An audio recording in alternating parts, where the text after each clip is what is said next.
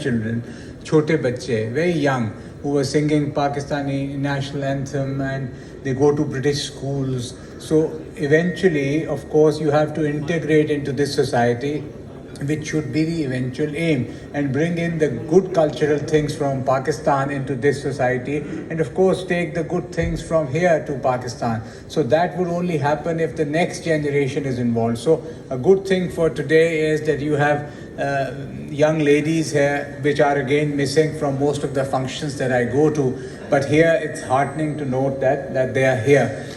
For the Independence Day, for the last many days, these events are happening. Yesterday was the main event. It is the 78th year and the 79th day, so there's no confusion. 78th year and 79th day, starting from 14th of August 1947, the first Independence Day, so 79th day.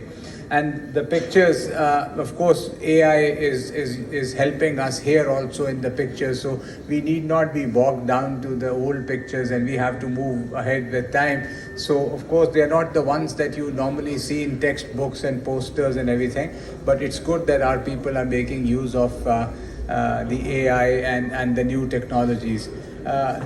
In May, Pakistan nation passed through a very difficult time when war was imposed upon my country.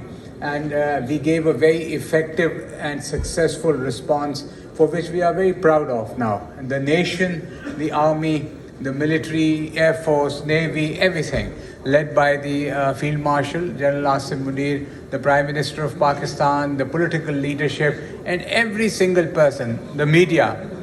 We were together, and it was a fantastic answer that we gave. We are proud of that, and I hope that you are also definitely proud of that.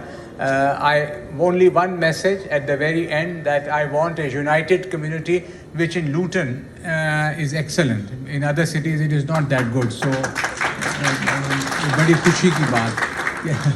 The community here, whenever I come here, I'm very happy, because you are a united community, united, peaceful community. This is how a community should be, and this is the community I would want to represent whenever I go to, the foreign offices here or the Westminster, elsewhere. So it's wonderful to be here. My prayers for all of you, my prayers for your unity, my prayers for the success of Pakistan British community. Pakistan Zindabad. Thank you very much, Your Excellency.